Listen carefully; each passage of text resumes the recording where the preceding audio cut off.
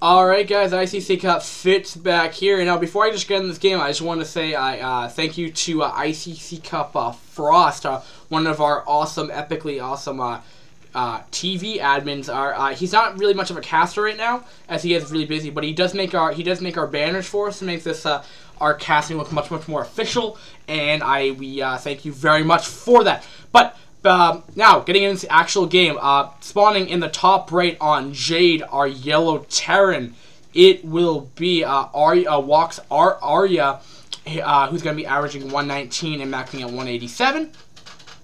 And competing for SK Telecom Team T3, it will be the purple Protoss, PsyonicReaver, who's going to be this awesome Protoss who's averaging 144 and maxing at 204. So again, like last game, we're going to... also, Jade is pretty much an inside-out fighting spirit, and that's pretty much all you have to know.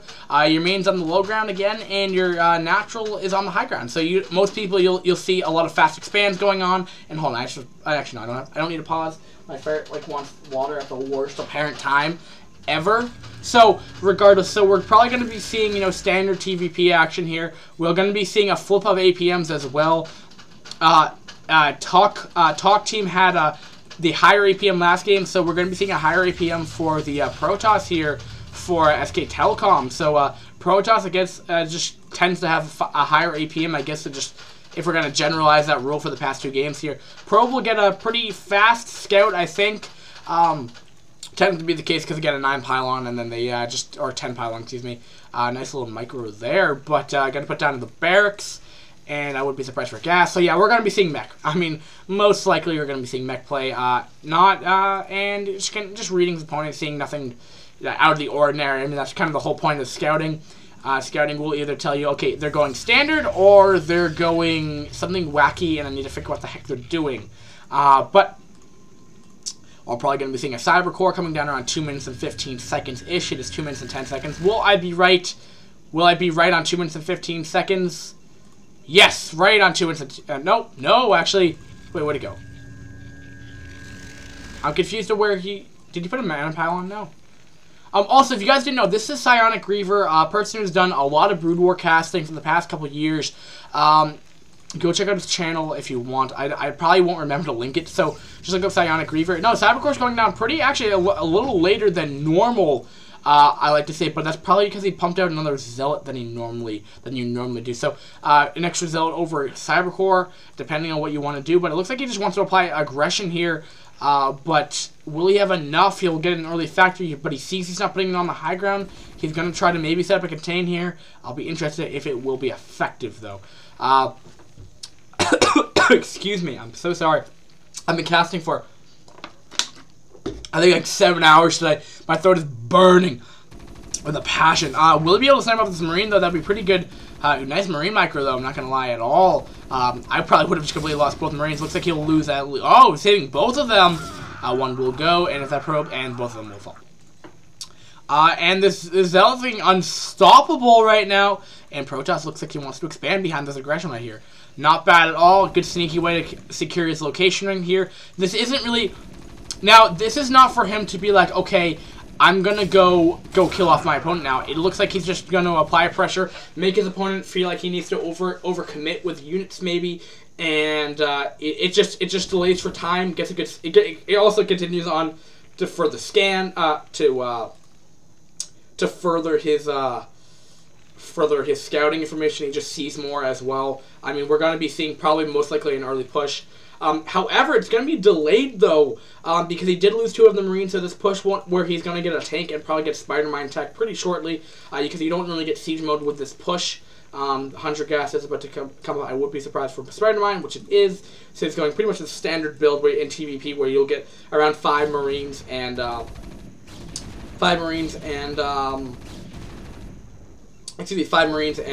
a tank. But he does have 3 of them, but, Marines, I mean, maybe not doing super amount of damage against a Dragoon. They are pretty good, especially when you can get that stim up in high numbers.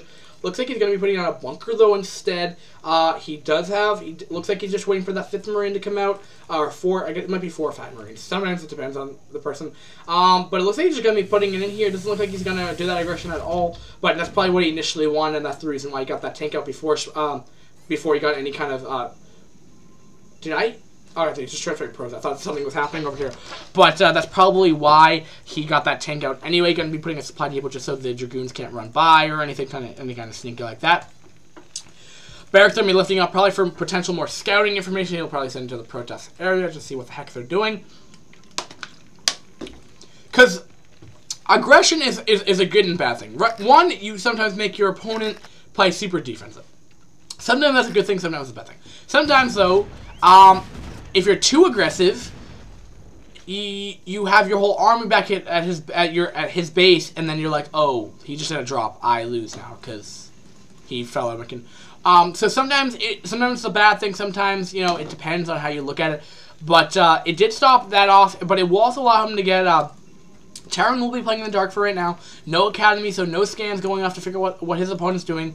But probably just this is probably for more observer placement, and he can get a Templar Archive. So it looks like he's going to be rushing potential Arbiter attack, as the Templar Archive is fairly.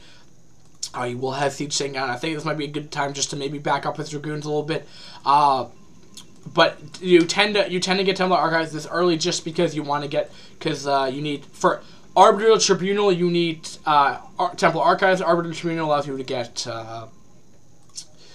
DT, but there will be a missile turret though, thankfully.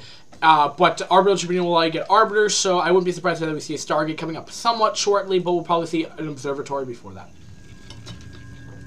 You'll normally see an Arbiter starting initiated around 9 minutes right now. We're looking around 7 minutes in game right now, so just note there. But I think Terran's going to be just fine. I mean, they're playing on defensive, but you know, that's not the worst thing, because most of the time they're like, okay, I'm going to do some. They tend to do like really fast pushes, and then they tend to sit back on 3 bases. That tends to be what it is, but I mean, obviously they'll do like vultures, but I mean, vultures are there for harassing units anyway. So they're not really there to really do much in your whole army. I mean, Spider-Mines are good, but they're kind of there for more support units than anything else. But he wants to push back right now. He wants to be pushed back. He might be able to get with the DT within the action though, because I don't think he has a comsat station. This would be really good. Now this will definitely have to make him push back. Good actually getting that DT in, even regardless of that missile turret zone. And thankfully he didn't just fodder that and just kind of run it into there at least too. Putting 2 more gateways down. I don't see a starport up quite yet. Is flying a little high in the minerals right now. Might be going for another expand if he wants. But I don't believe that will be the case. But also, 47 supply to 45. So, not really high supplies right now for either player, especially even in the game. They seem to be more like macroing it up right now. They want to get their economy going. Double comsats should be coming up probably. Yep, double comsat is up, so he will have enough for 2 scans right now. Scanning to see what is going on. He sees that the protest doesn't have much, and he might lose these 3 Dragoons, which is really gonna kind of hurt him because he doesn't really have much. He did go for a third expand, what he wants to, because the protest the Terran's off of 3 base, but going to be trying also stemming off a couple of the vultures here, which is always good. Even making sure he. Oh, well, that connected. Did connect, and he lost 2 of the Dragoons there. Will those also connect? Probably will. Actually, he lost both of his vultures instead. And we're going to have to see. Now, if he sets up camp here, this could do damage. Especially since he can't reinforce his base over here. He could be punishing the protest for taking a risky third super early on. Or not really risky, but a third in general. Pretty fast third. He might also deny this forge, too. But he's definitely going to have to push back here. Might get...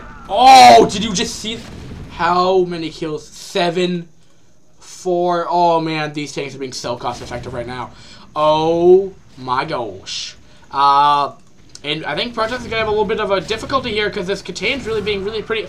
I mean, with just these tanks right here doing so much damage. I mean, thankfully, he's at least mining out this other location, though. So they're pretty much even in economics right now, which you don't want to be with Protoss. You want to be ahead.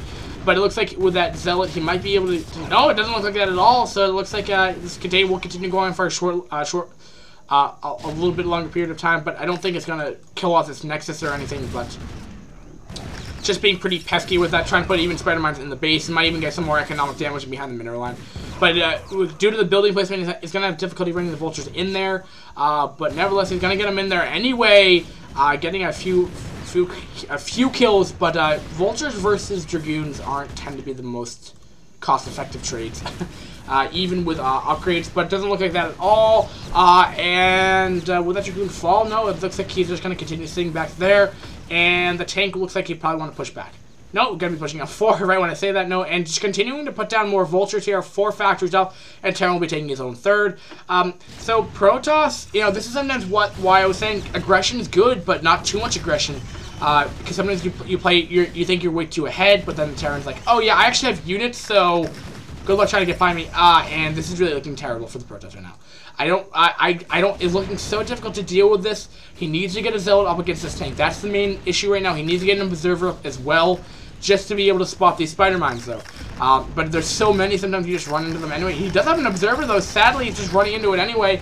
And will he finally be able to kill off that tank? No, it's just running away, apparently. I don't really agree with that, but I don't know what that Dragoon was there for, but it looks like he'll finally be able to break this container, though.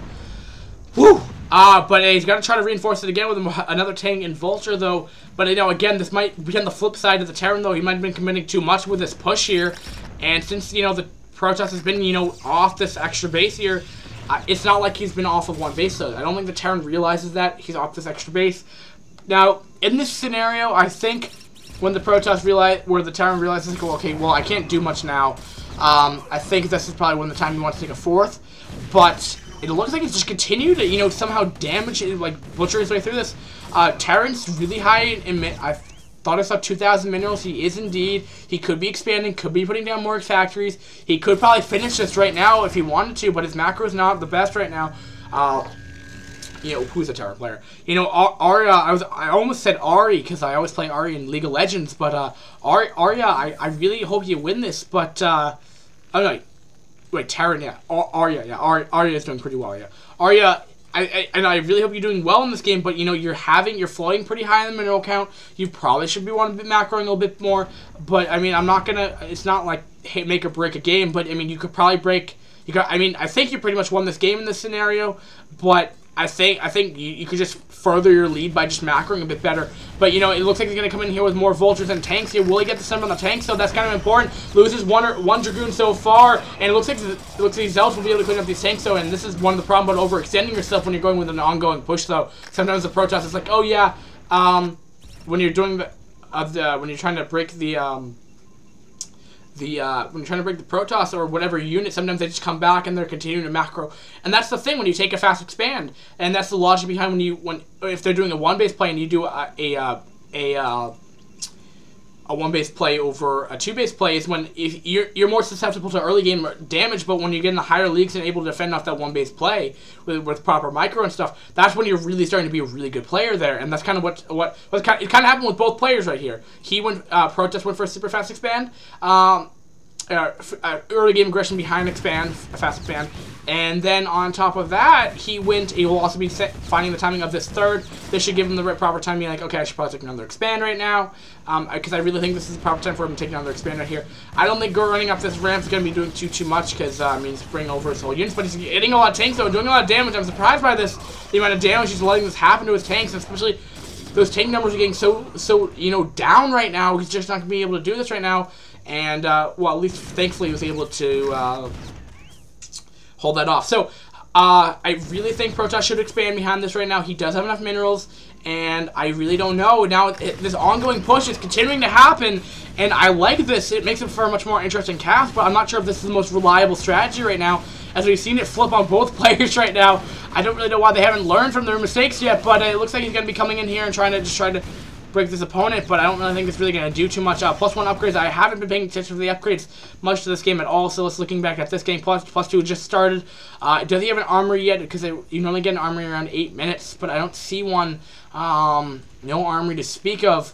So it doesn't look like he's getting those upgrades right. He went on the faster 3rd instead of an armory, I guess. But Protoss is high, a little higher. I believe you could probably put down a couple more gateways, which is probably dope. There goes down the Stargate.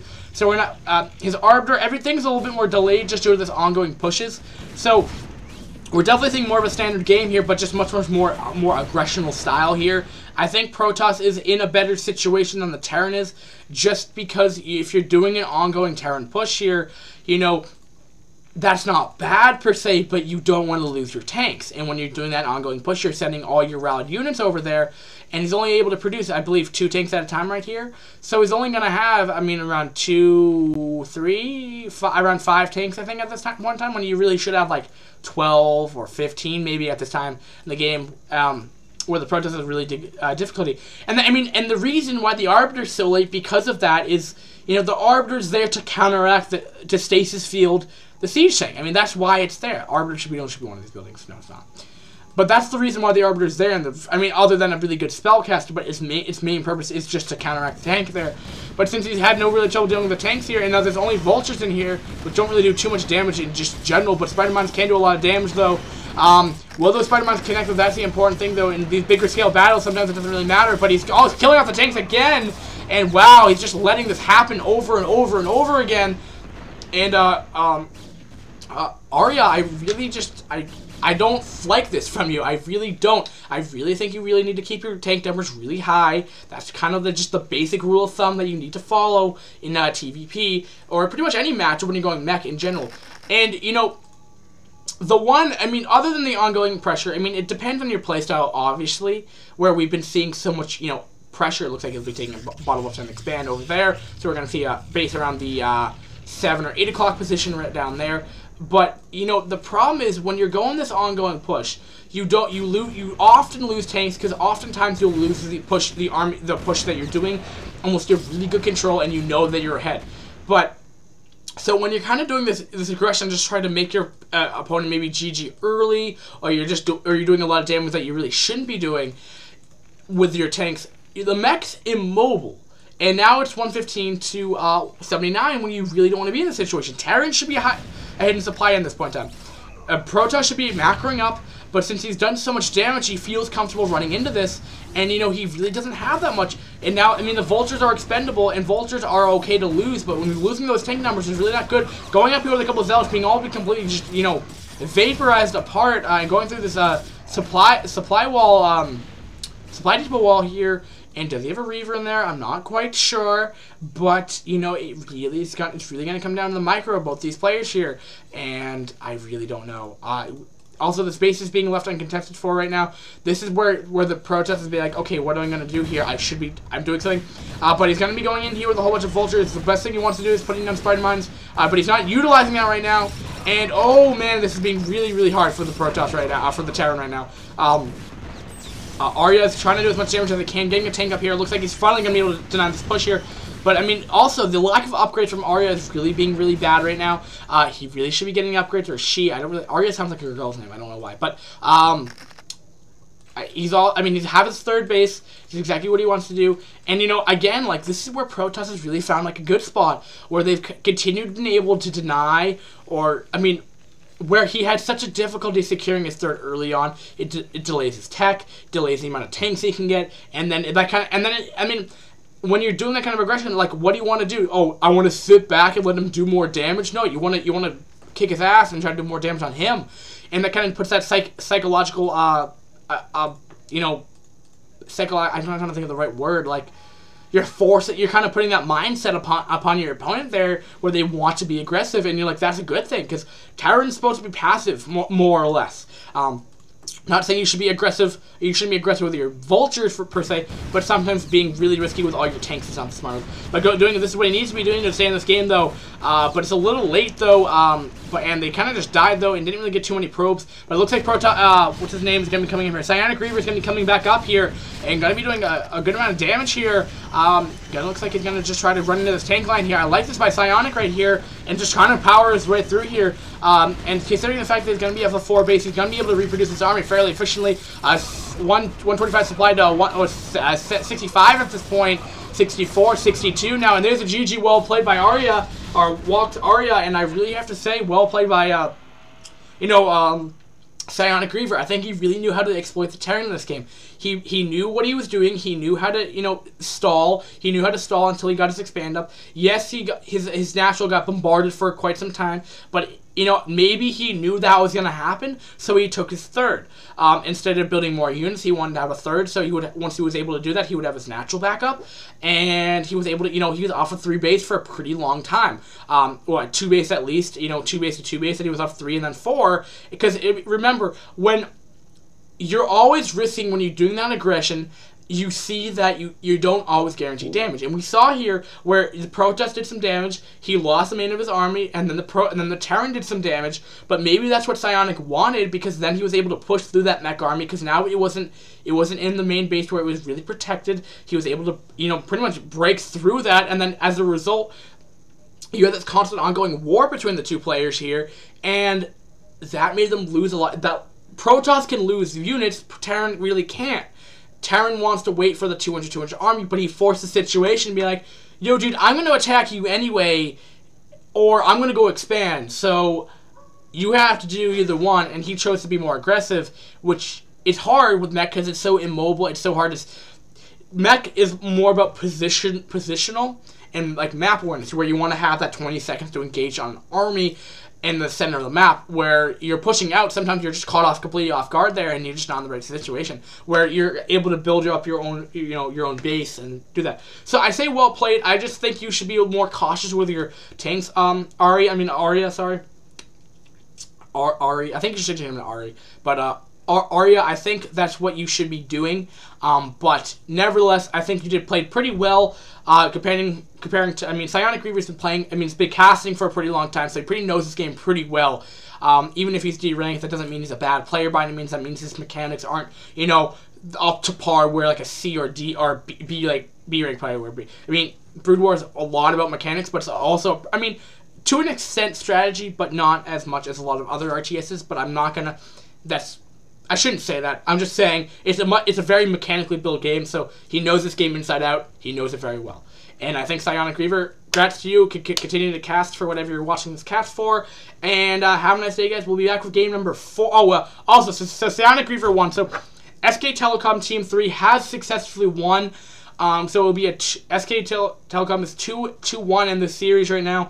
So we have 4 more games to go. And I think I might lose my voice by the end of this cast. I've gone through like 2 water bottles so far. Now I'm on my glasses of water because I had so much.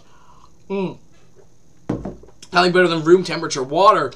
And that will make a 2-1 series. So we're going to be seeing Bad Seeds or Seed Bad. Who's going to be a Protoss versus Skibaga, who's going to be a C. So it's going to be a PBZ on Circuit Breaker for our next match.